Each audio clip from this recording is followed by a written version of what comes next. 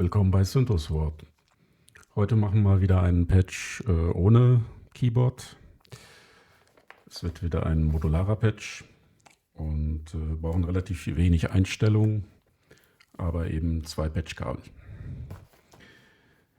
Ich fange mal direkt mit den Grundeinstellungen an. Die sind relativ einfach diesmal.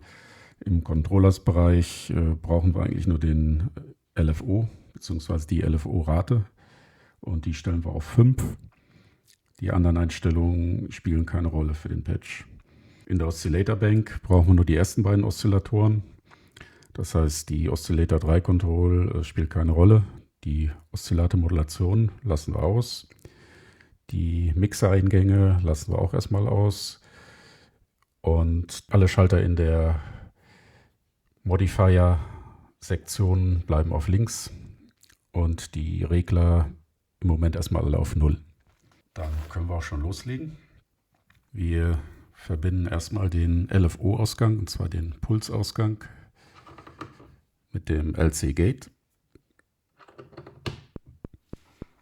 Und haben jetzt schon mal so einen durchlaufenden Puls, den wir hier mit der LFO-Rate in der Geschwindigkeit regeln können. Dieses Knacken, was wir jetzt hören, wollen wir eigentlich gar nicht haben. Deswegen drehe ich jetzt Attack und Decay im Lautness-Konturbereich auf ungefähr 5 Millisekunden. Und damit ist das Knacken dann erstmal weg. Und jetzt wollen wir natürlich ein bisschen Geräusche erzeugen. Was brauchen wir für so ein Dampflokgeräusch? Natürlich ein Zischen vom Dampf. Also nehmen wir jetzt hier den Noise Generator rein, stellen ihn auf 5 und drehen den Cut-Off-Filter ein bisschen hoch auf 0.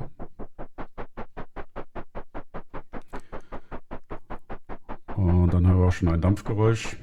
Wir können jetzt das Noise von White auf Pink umstellen. Das wirkt dann ein bisschen kräftiger.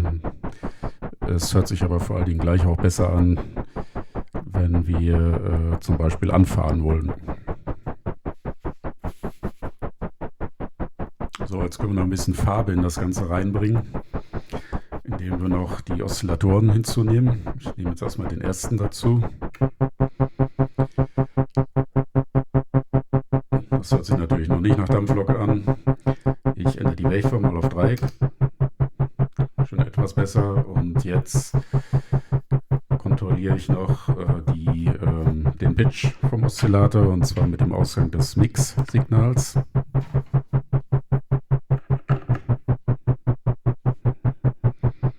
Und gehe jetzt mit dem Range noch etwas runter auf 16.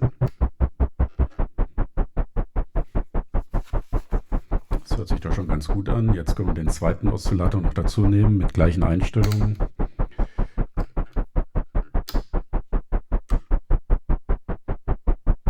Aber etwas vertuned auf -1, mit so einer leichte Unregelmäßigkeit reinkommt.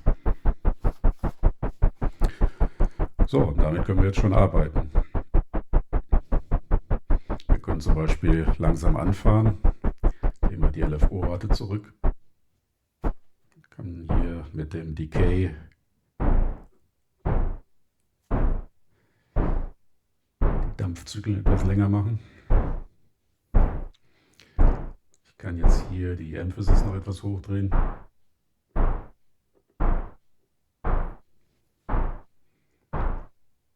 Dann hier langsam anfahren.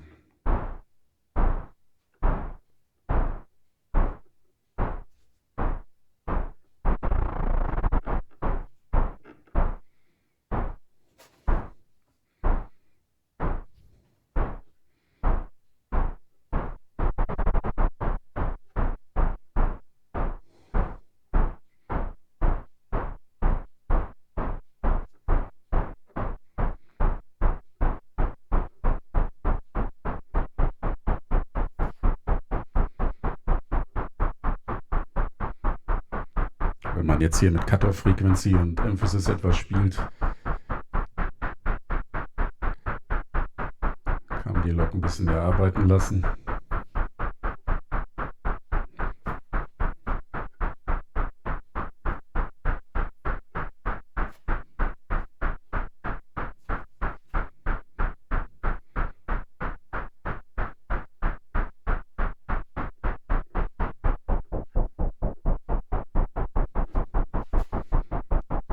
ihr versteht das Prinzip.